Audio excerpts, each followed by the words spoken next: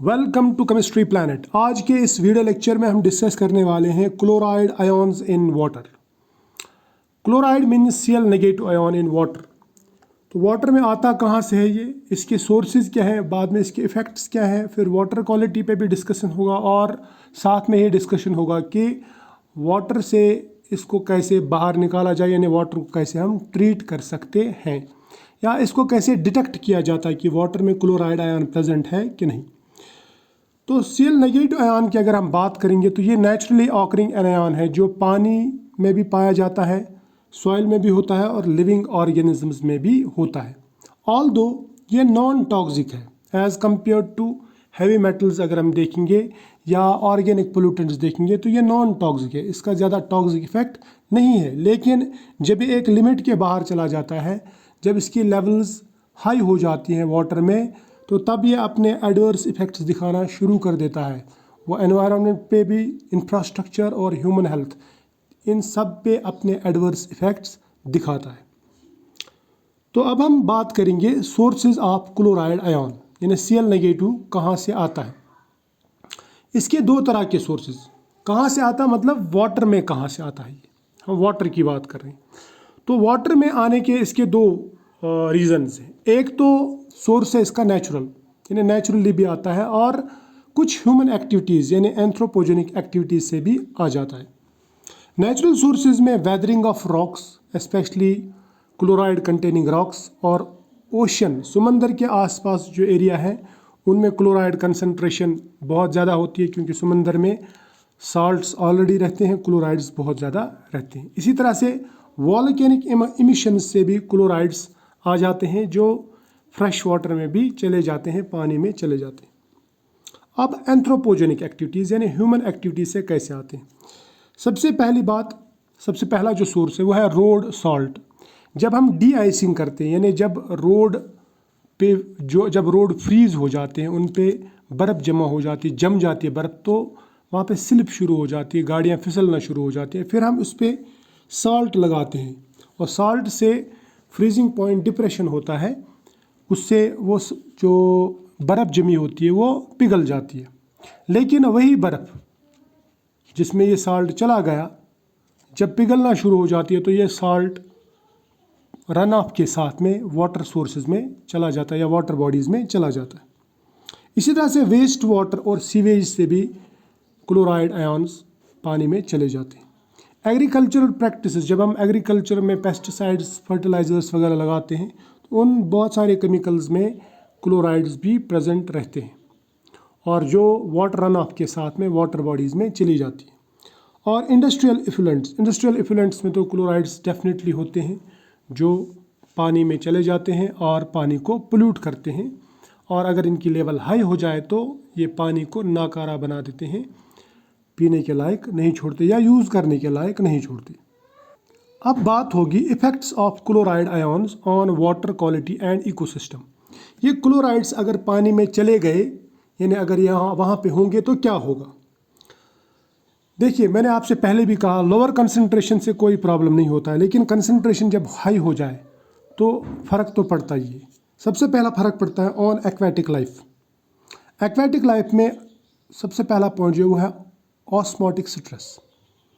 देखिए, अगर पानी में क्लोराइड्स चले जाएँ तो क्लोराइड के साथ में पॉजिटिव आयन्स भी होंगे, जैसे सोडियम, पोटेशियम वगैरह, तो सॉल्ट कंसंट्रेशन बढ़ जाती है। इससे क्या होता है, इससे वाटर और सॉल्ट जो बैलेंस होता है लिविंग ऑर्गेनिज्म में वो बिगड़ जाता है, specially in fresh water species.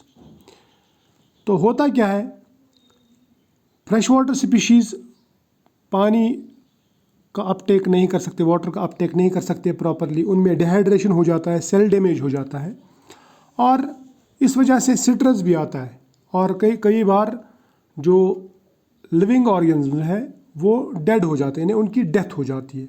और ये कैसे हो जाता है, जब क्लोराइड आयन्स पानी में बढ़ जाते हैं तब।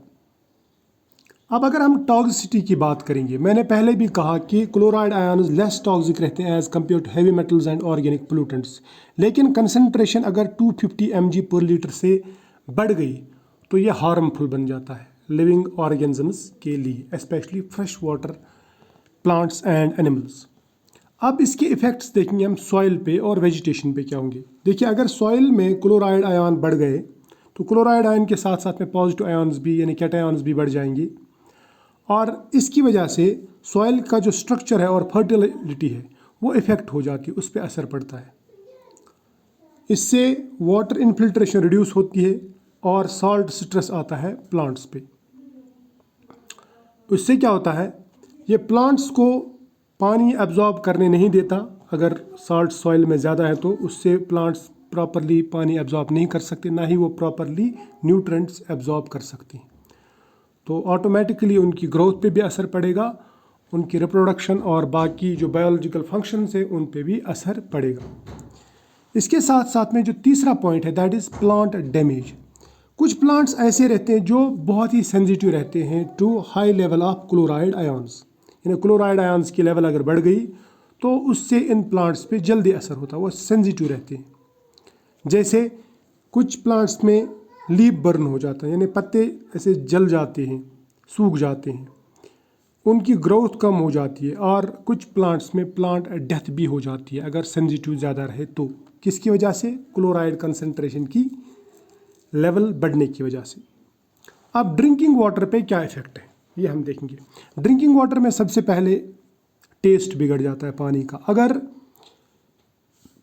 250 mg पर लीटर से ज़्यादा चला गया क्लोराइड आयन तो आप वो पानी पी भी नहीं सकते, उसमें वो टेस्ट नहीं आता, वो साल्टी वाटर लगता, तो हम उसको पी नहीं सकते। ये पीने के लिए भी अच्छा नहीं है और ना ही ये अच्छा लगता है पीने में।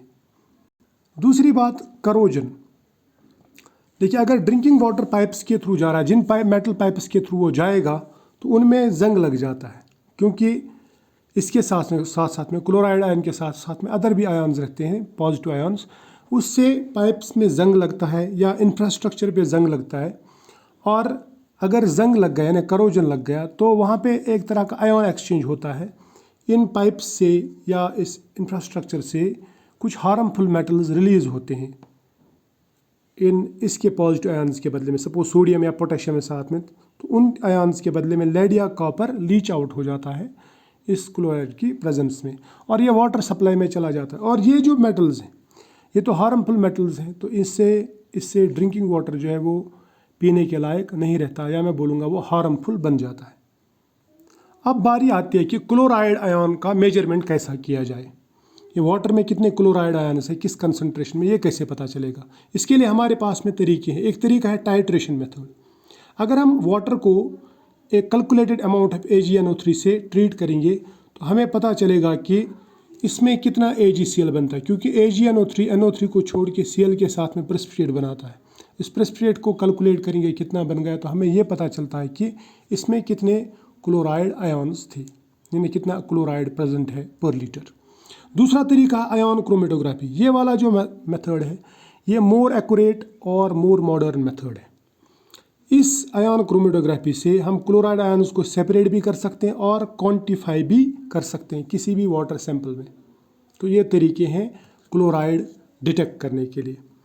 अब वाटर क्वालिटी गाइडलाइंस क्या कहती हैं। देखिए, हमारे पास में दो तरह की एजेंसीज है। एक है वर्ल्ड हेल्थ ऑर्गेनाइजेशन यानी WHO, और दूसरा है US EPA यानी United states environmental protection agency.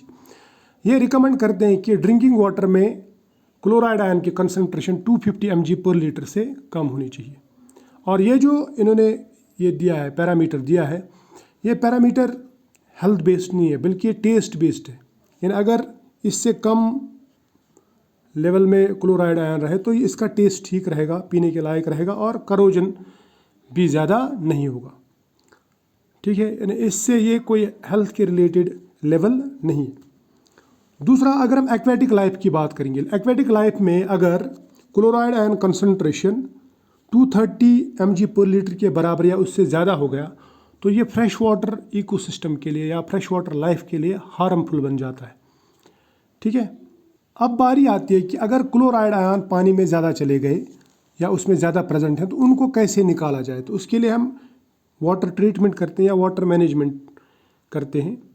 तो वाटर को कैसे ट्रीट किया जाए या उसको वाटर के साथ क्या किया जाए कि उससे ये क्लोराइड आयन बाहर निकाले या कम किए जाए। देखिए, इसके लिए बहुत तरीके हैं। पहला, वाटर मैनेजमेंट सिस्टम्स में रोल्ड सॉल्ट अल्टरनेटिव्स, यानी अगर हमको लग रहा है कि क्लोराइड आयंस की कंसनट्रेशन वाटर में बढ़ जाती है तो हमें रोड सॉल्ट्स को थोड़ा सा अवॉइड करके इनके अल्टरनेटिव्स लेने चाहिए। फॉर एग्जांपल एक अल्टरनेटिव सैंड लगा दो रोड में, तो वहाँ से सैंड पे ज़्यादा देर बर्फ़ नहीं टिकती।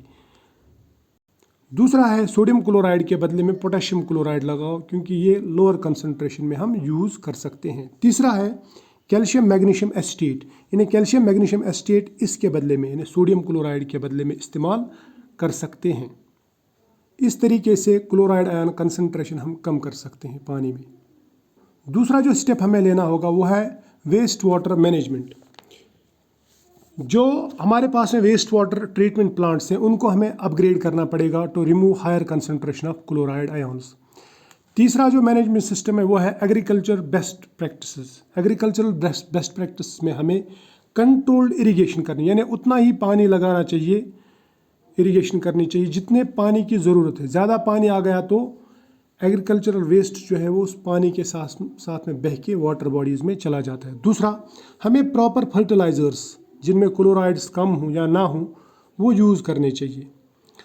और तीसरी बात, हमें सॉल्ट टॉलरेंट क्रॉप्स, यानी वो क्रॉप्स जो सॉल्ट्स को टॉलरेट कर सकें, एब्जॉर्ब कर सकें क्लोराइड आयंस को, ताकि chloride ions water run of के साथ में वाटर बॉडीज़ में ना चले जाए। अब ट्रीटमेंट कैसे किया जाए? मान लीजिए हमें ड्रिंकिंग वाटर चाहिए, उसमें क्लोराइड आयंस प्रेजेंट है, तो उसके लिए हमारे पास में तरीके हैं। एक तरीका है रिवर्स ऑस्मोसिस, जो वाटर फिल्टर्स में लगा रहता है। रिवर्स ऑस्मोसिस में सेमी परमिएबल मेम्ब्रेन यूज़ किया जाता है, जो सिर्फ पानी को अलो करता है to pass through, chloride ions या सोडियम आयंस को पास होने नहीं देता। तो इससे डीसैलिनेशन ऑफ ड्रिंकिंग वाटर हो सकता है, यानी जो हमारे पास में पीने का पानी है उससे क्लोराइड और सोडियम आयंस या बाकी आयंस बाहर हो सकते हैं और हमारे पास में पीने का पानी अच्छा आएगा। ठीक है, साफ पानी आएगा जिसमें क्लोराइड्स ना होंगे या कम होंगे। दूसरा एक तरीका है ion exchange method. Ion exchange में एक आयन दूसरे को रिप्लेस करता है, तो उसमें हम क्लोराइड आयंस को हाइड्रोक्साइड आयंस या कार्बोनेट आयंस के साथ में रिप्लेस करा सकते हैं और पानी को पीने के लायक बना सकते हैं। तीसरा तरीका है इलेक्ट्रोलिसिस। इलेक्ट्रोलिसिस में हम करंट पास करते हैं दो इलेक्ट्रोड्स के थ्रू। उसमें पॉजिटिव इलेक्ट्रोड पे क्लोराइड जमा हो जाता है और नेगेटिव इलेक्ट्रोड पे जो पॉजिटिव आयन है वो चला जाता है, डिपॉजिट हो जाता है। तो उस तरह से हम क्लोराइड्स को पानी से बाहर निकाल सकते हैं। अब और एक मेथड जो है वो सातवां मेथड, दैट इज़ डाइल्यूशन। यानी अगर आपको लग रहा है कि पानी नमकीन है, इसमें टेस्ट नहीं आ रहा, तो उसमें आप विदाउट क्लोराइड यानी फ्रेश वाटर डाल दो जिसमें आयन्स नहीं होंगे, तो उसको डाइल्यूट करो ताकि वो पीने के लायक बन जाए, उसमें क्लोराइड आयन्स की कंसंट्रेशन कम हो जाए। तो ये था क्लोराइड्स के ऊपर एक छोटा सा लेक्चर। अगर आपसे पूछा गया एग्ज़ाम में तो आप इतना लिख सकते हैं, ये बहुत है। इसको आप शॉर्ट भी कर सकते हैं और इलांगेट भी कर सकते हैं अपनी लैंग्वेज में। तो wish you all the best कि आप एग्ज़ाम में अच्छा करें। मिलेंगे फिर एक बार नए लेक्चर में, तब तक के लिए बाय।